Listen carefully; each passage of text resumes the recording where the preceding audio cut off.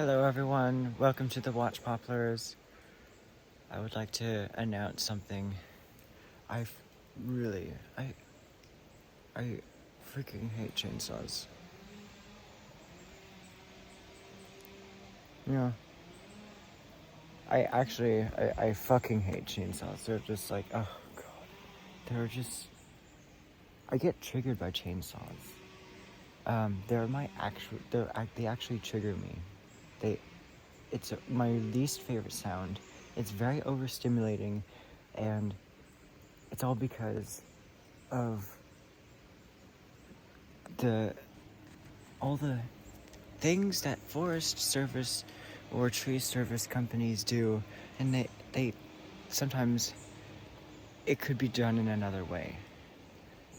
But when I hear a chainsaw, I cringe, and I get really angry, and because I want to know what they're cutting, and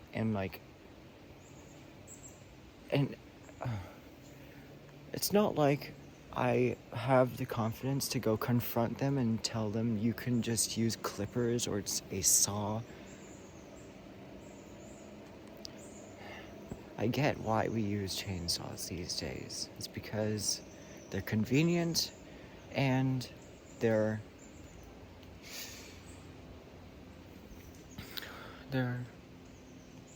convenient and they get the job done. But in my eyes, I would rather use clippers and a saw and just do this for an hour than use a chainsaw. Because whenever I hear a chainsaw, I think of all the redwood trees that were cut down way up north. And here, all around me, these are all trees. The Pacific Madrone, the Bay Laurel, the Monterey Pine, what other native trees are there that have taken over? Not invasively, but yeah, I think that's it, those three. The big leaf maples, they already grow amongst redwood trees, but now they have taken over, but that's fine. Even though they're evergreen, they're fine, but hundreds of years ago, this all used to be redwood forests, and they all got cut down. There was a mass disappearance of redwood trees, and I'm assuming they almost became endangered.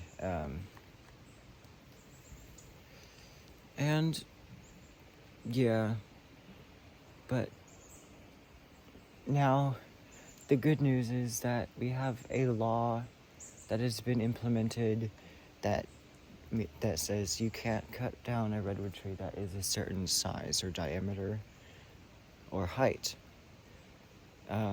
because it is a state tree.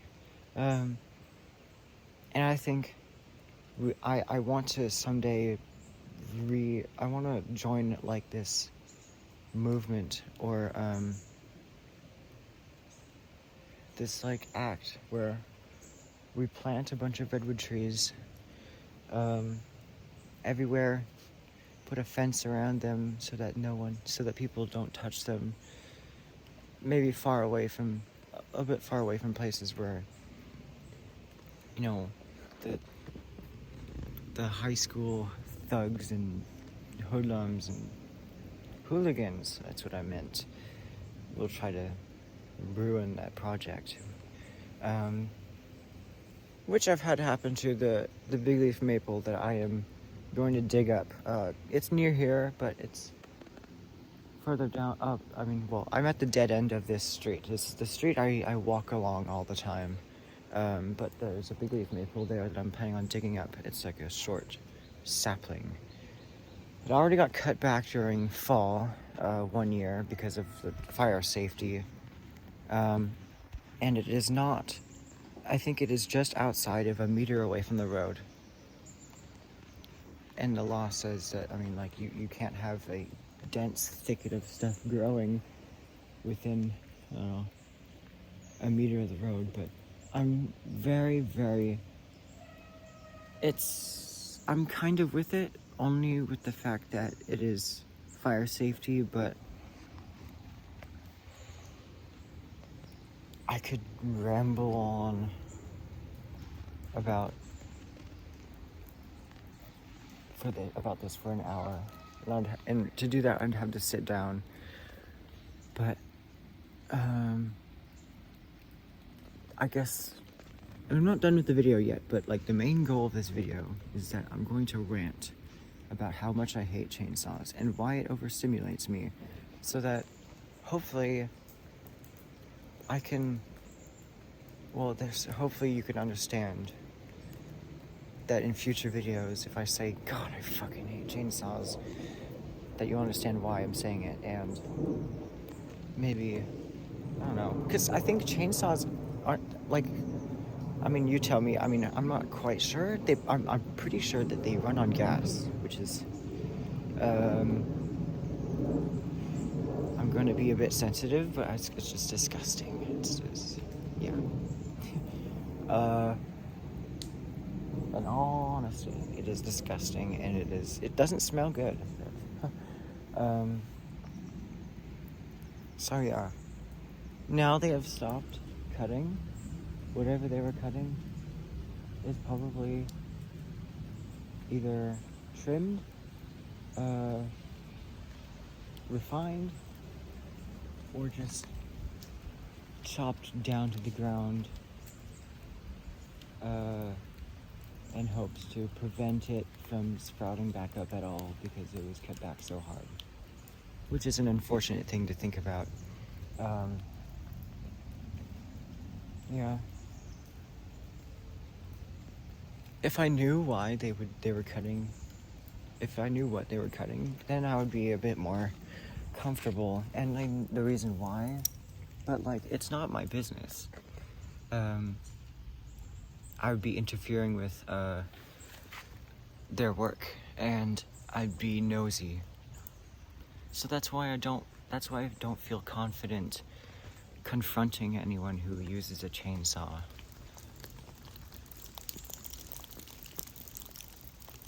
It was just the lightest breeze, and now it's raining from the trees. These are fat drops of water. But yeah. If I heard about an organization that was going to cut down all these eucalyptus trees, then I would be happy.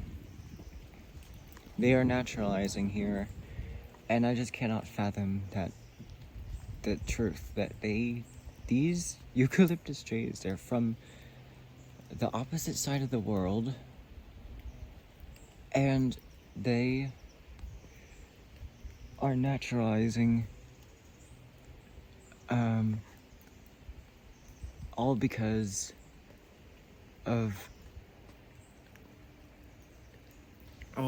that we didn't, when hundreds of years ago, when we didn't, we were looking for trees that could be useful for logging and timber. And I guess people didn't run the tests before bringing the eucalyptus to North America to actually determine if it was a good tree to kind of cultivate for an industry. And I mean, you could say that like they were people of their time, and I would probably say that too. I would say that, but like, now we know our mistake. There is a tree that came from Tasmania in Australia. There's like 100 or more types of eucalyptus trees. They all have the same background. They came from like Australia and Tasmania. Now, I'm not hating on Tasmania and Australia. They're cool places, and they have cool trees. But if we're going to have eucalyptus trees, at least keep them contained or in a bonsai pot. That's my philosophy, I guess. I think they're snuffing out they're snuffing out a lot of plants that need to grow here. And as beautiful as they smell, just keep the eucalyptus contained. And I don't want it to naturalize here, and I'm sure I'm alongside many other people who might create an organization that to kind of eradicate eucalyptus trees from like the wildlands and places where we don't need them anymore. And then, because also the fallout from the eucalyptus trees can also disturb the annuals and the perennials that come up out of the ground, as well as the certain kind of fungi and mushrooms. And yeah, so like on the East Coast, you have all these like maples and elms, beeches, and some types of poplars and willows, and yeah, but so let's say you have a creek, and now it is raining, and I'm wearing cotton. So let's say you have a creek.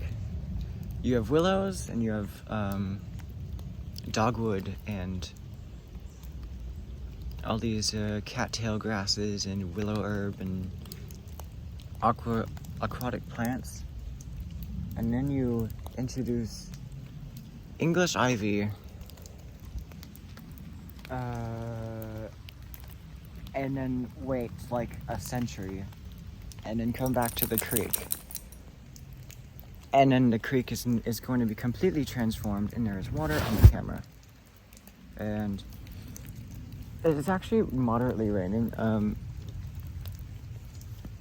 So the creek is going to be completely transformed. It's going to be like destroyed. You're going to have ivy growing right into the water, and you will have no more banks and like sand banks, and it's just going to snuff out all of the stuff that grows there. And diseases that is a very risky solution for eradicating a specific species of plant.